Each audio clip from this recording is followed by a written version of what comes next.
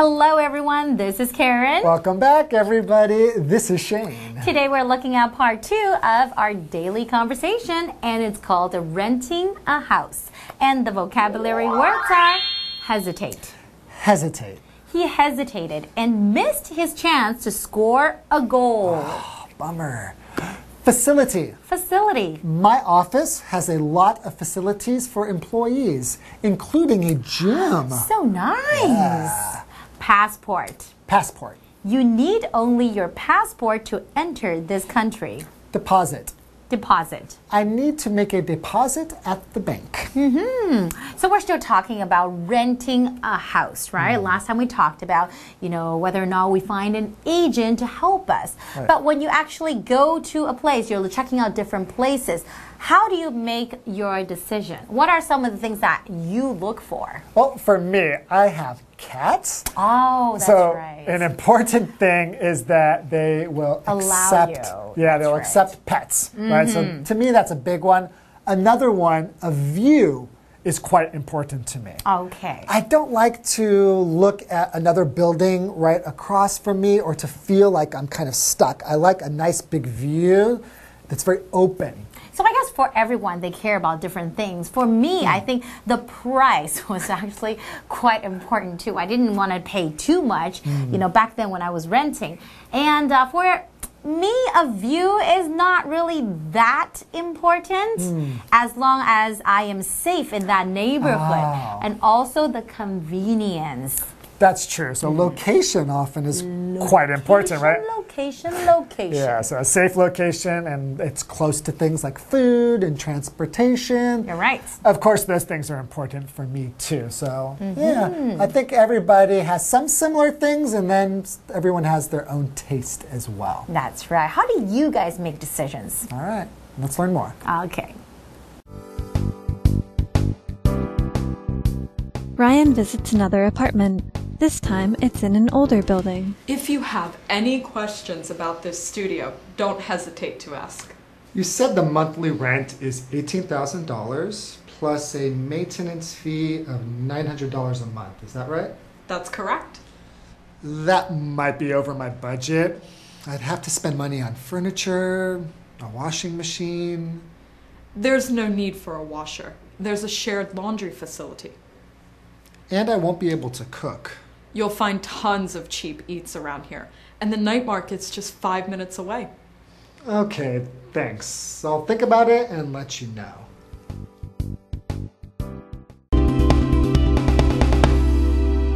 Today's lesson is called Daily Conversation, Renting a House, Part 2.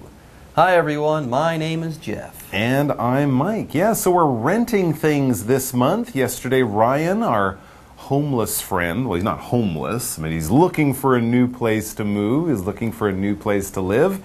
He was renting an apartment. Well, he was trying to. He went to see one after calling a rental agency. They didn't have the apartment he was interested in, so he decided to do it on his own. He went to see one. Ms. Lee, a very nice landlady, showed him around, and the apartment was pretty good. It was just around $21,000. It was fully furnished, and they would allow him to keep his pet. He's got a dog, so he was allowed to do that. But he still wanted to think about it. He's still thinking about it. Still looking. Yeah. He hasn't decided. Okay, Studio A, the first studio, was great. But Ryan still wants to look at whatever options might be out there for him. That's a good idea because often you're tempted, oh, this is fine, I'll just move in here. But if you spend a few more days looking, you might find something even better. Look around, shop around, and that's exactly what Ryan is doing. Part 3 of our lesson is called Looking at Studio B, the second studio that Ryan is looking at. And yes, right before our conversation for today begins, Ryan visits another apartment. This time, it's in an older building. And yes, we've got Ryan and then also the owner of the apartment here. They'll be doing the talking. Now, we should mention here, when we talk about a studio, Studio A, Studio B, studio apartment, yeah, Ryan is not looking for a studio like a photographer or a painter or a musician might work in. No, a studio apartment, which we shorten to studio, is basically a very small apartment, usually for one person or for a couple. It might even be one big room, all right? So there's no separation between the living room and the bedroom and the kitchen, but it's very small, but also very convenient for young people who don't have kids, who don't have roommates. You can live there on your own. It's a little bit smaller, might cost you a little bit, but at least you have some privacy in your small studio. Anyways, so the owner says, if you have any questions about this studio, don't hesitate to ask. So the owner is very friendly and very happy to answer questions. Next, let's talk about the verb hesitate. Right now I'm hesitating. I should act, but I'm kind of pausing. I'm kind of stopping because I don't know what to do. Yes, if you hesitate, you stop, you pause. You don't do something because you're confused, you don't know what to do, you're unwilling to do that thing, you doubt yourself, so on and so forth. Yes, if you hesitate, you just stop. You pause because you don't want to do something or because maybe you think you can't do that thing. Anyways, let's take a look at an example sentence. He hesitated and missed his chance to score a goal. Yes, he should have kicked the ball, but he stopped, he waited, and the defenders caught up with him and he missed his chance. So don't hesitate, okay? Anyways, Ryan says, you said the monthly rent is $18,000 plus a maintenance fee of $900 a month. Is that right? Then yes, these these numbers are all in dollar amounts. I believe they're in NT dollar amounts. That's correct. Yes, you have the figures right. It's $18,000 for rent, $900 a month for the maintenance fee. But Ryan's looking to maybe make a little bit of a deal here. Also, he might have to spend a bit more money if he decides to move in here. He says, that might be over my budget. That's over the amount of money I've sort of reserved to pay for a new home. And this is kind of why he adds, I'd have to spend money on furniture, a washing machine, and the list kind of goes on. Remember, Studio A was fully furnished, so he didn't need any more furniture, and it had a washing machine. In this place, Studio B, he has to buy all that stuff as well. That's going to cost significantly more. Now, there is one upside. Next, the owner says, hey, washer, don't worry about that. No washing machine? There's no need for a washer. There's a shared laundry facility. So there might be a laundromat or something downstairs where you can do your laundry. All right, yeah. Often buildings in the basement, they might have washing machines and dryers down there that you can use. You just put in coins. But of course, you have to share them with other people.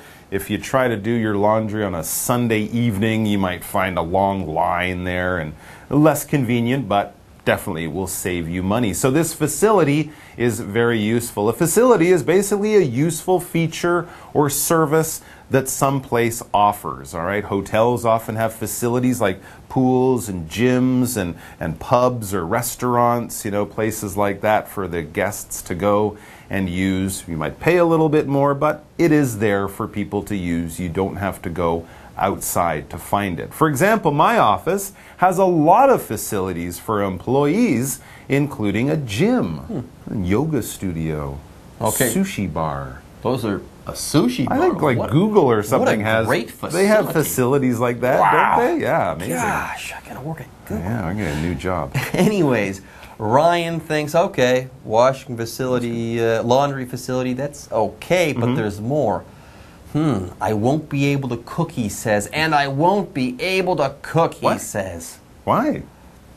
Oh, a Remember, studio. this is not a fully furnished apartment. Yeah, some studios don't actually have a proper kitchen. There might be space for a little hot water heater or microwave oven, but if you're going to be making steak and grilling fish and all that kind of stuff, you can't do it in your tiny kitchen. They just don't have the space or the equipment. So, if he can't cook, where does he get food? Well, the owner has an answer. You'll find tons of cheap eats around here. Cheap eats or cheap food, cheap restaurants around here. And the night market's just 5 minutes away. So if he lives in an area near a night market, near a lot of little restaurants, that will solve his food problem, but he'll always be eating takeout, he'll always be eating in restaurants. Not maybe the healthiest diet to have, but it might be okay for a while. Anyways, Ryan is undecided still. He says, okay, thanks. I'll think about it and let you know. Again, he hasn't decided. He doesn't know which of these places he wants to rent. Okay, everyone, with that, it's time for us to take a break, but don't go away. When we come back, we'll be wrapping up our lesson.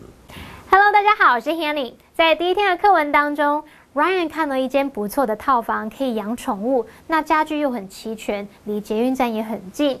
Mike 老师提到说，我们文中的这个 studio 本身有工作室的意思，可是在这边呢，它是指套房、小型公寓房间，也就是相当于 studio apartment。好，那在第3段的对话当中，他要去看另外一间公寓了。那这次是在一栋比较老旧的大楼，现在他在跟屋主对话，屋主就说，如果有任何问题，尽管问，不要犹豫。那我们的单字 hesitate 就表示犹豫、踌躇，这个字是当动词用。当我们说 hesitate to 加上原形动词，就表示因为有顾虑而不愿做某事。好，那这间公寓的租金呢是18000元，还要再加上每个月900块的管理费。Ryan 就想到说，这样还要花钱买家具、买洗衣机等等，这样会超过他的预算。屋主就跟他说，不用买洗衣机啦，因为有一间共用的洗衣间。那接着 Ryan 又想说，没有什么家具，也没办法煮东西，这样都要全部吃外面，每个月的伙食费又会更高了。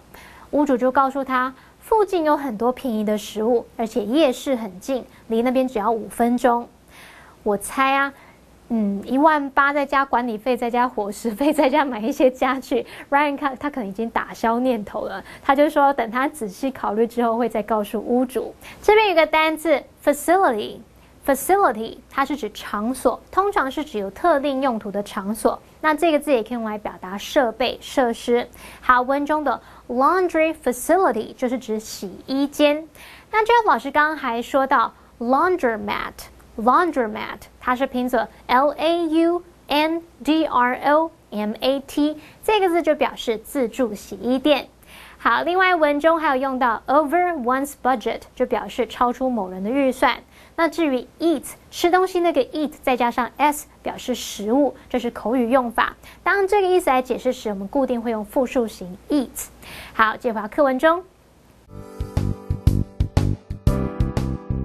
Ryan has decided to rent Ms. Lee's apartment, so he calls her up to let her know. Miss Lee, this is Ryan. If your apartment is still available, I'd like to go ahead and rent it for 1 year. Hi, Ryan. Yes, the apartment's still free. Can I move in sometime during the first week of next month? Sure. First, I'll ask you to come over and sign the lease. I'll also need a copy of your passport and a 1-month security deposit. No problem. I'll bring those over.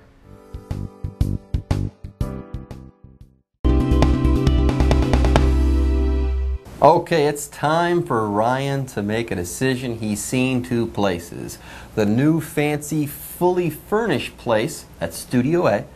It's filled with great stuff, but it's a bit expensive. Then there's Studio B. It's in an older building. It's not furnished, but it's got a pretty good location, and it's cheaper. That's Studio B. So what's Ryan going to do? He needs to make a decision. That's it. It's decision time. So that's why part 4 is called Making a Decision. And I think we get a clue as to what decision he's made, which apartment he's chosen, because our setup sentence tells us Ryan has decided to rent Ms. Lee's apartment.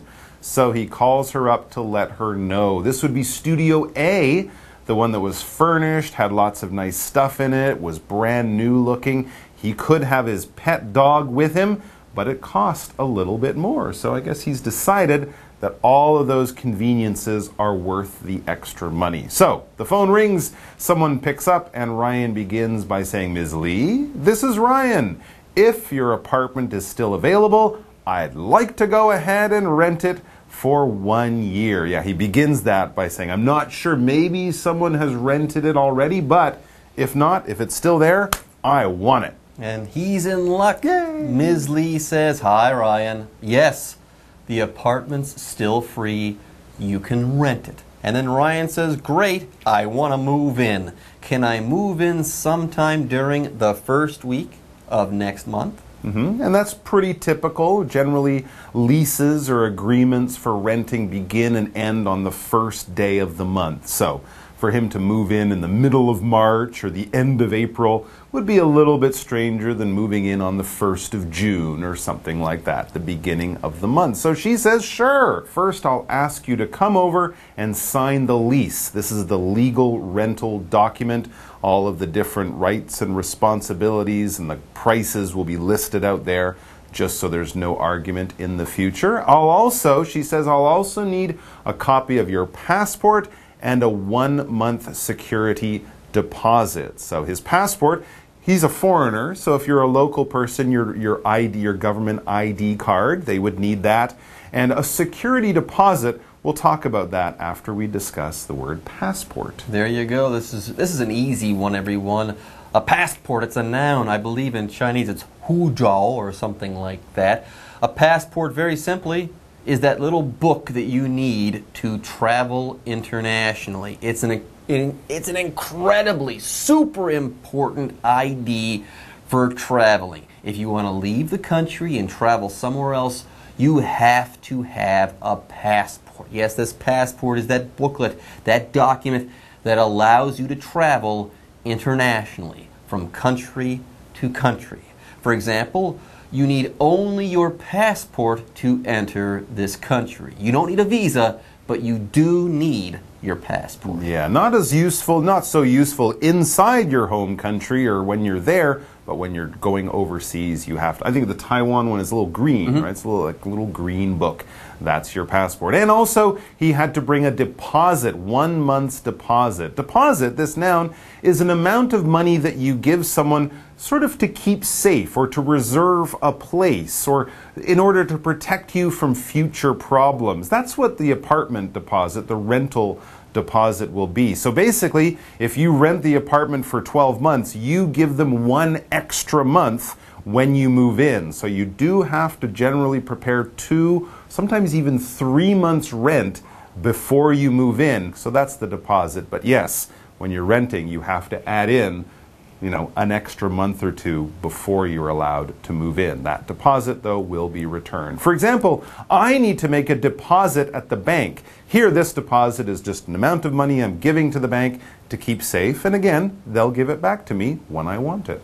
Anyways, Ryan says, hey, no problem. Passport, copy thereof, security deposit, no problem. Mei Guanxi, I'll bring those over. Sounds like Ryan has made his choice, and he's going to move into his new rental apartment quite soon. Good for him. I hope the dog likes it. I hope his pet loves the new place. Anyways, folks, with that, it's time for us to end our lesson. But don't go away. We'll have more fun for you guys next time. 第4段的对话是关于做决定。Ryan 决定要租李小姐的公寓，所以他就打电话过去问看公寓有没有租出去。如果没有租出去，他想要承租1年。好，那幸好李小姐就告诉他还没租出去。然后接着 Ryan 就问说，可不可以下个月的第1周就搬进去？那对方说当然可以，可是要先请他来签订租约。他还会需要 Ryan 的护照影本和1个月的押金。Ryan 说没问题，他会把文件跟钱都带过去。那我们最后来看2个单字 ，passport 就表示护照。那 Jeff 老师有提到 visa 表示签证，它是拼作 visa。好，再看 deposit 这个单字 ，deposit 它可以指存款，不过在课文里面它是指押金、定金，像 security deposit 就表示保险押金、保证金。那么补充单字 lease 表示租约、租契。好啦，那么以上是这节讲解，同学别走开，马上回来哦。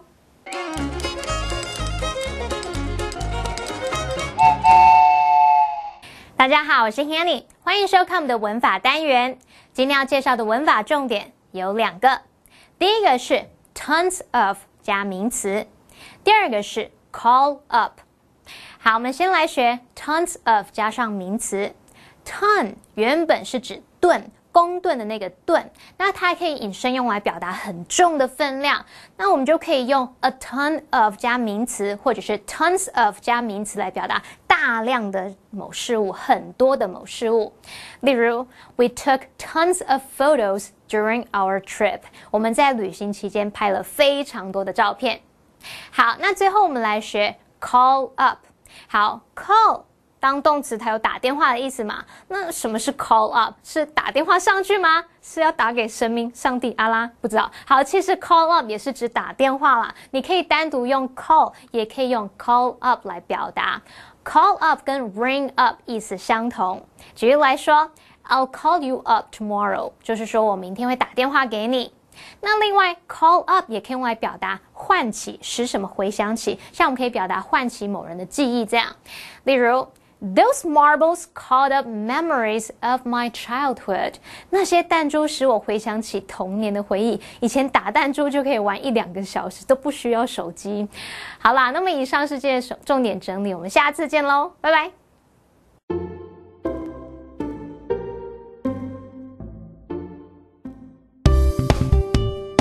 用英文形容学霸。欢迎收看《就爱讲英文》，我是 Steven， 我是 Kate。今天的主题呢是跟我非常非常遥远，因为我以为不是这样的学生。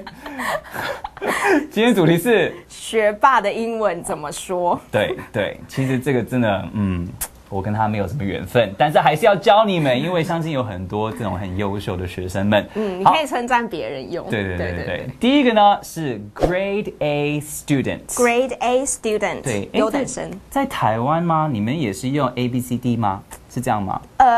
还是只是用号码的分数？我以前不是是甲乙丙丁。OK，那然后会数字。美国学校呢？A。平常是 A plus， 就是99到100分。那如果你考93分以上到98，就是 A。OK， 所以如果只要听到是 A 的话，表示说你的成绩非常好。对，所以呢，我们是 Grade A student 的时候，就表示说你的所有分数一定是93以上的，你是一个非常优秀的一个学生。所以所有的成绩都是 A 以上的学生。是的 ，Grade A student。对，优等生。今天讲这些东西呢，我相信如果是爸爸妈妈们讲他们自己的小孩，还是讲别人小孩，是听起来是个非常好的一个称赞，对不对？但是可能其他的学生们听到你是个 Grade A student 的时候，也许会有一点点那种是 Grade A student 那种感觉，是有点像 nerd 吗？就有一点点像 nerd。可是讲 Grade A student 的时候，就是你逼不得已的说他真的成绩非常好。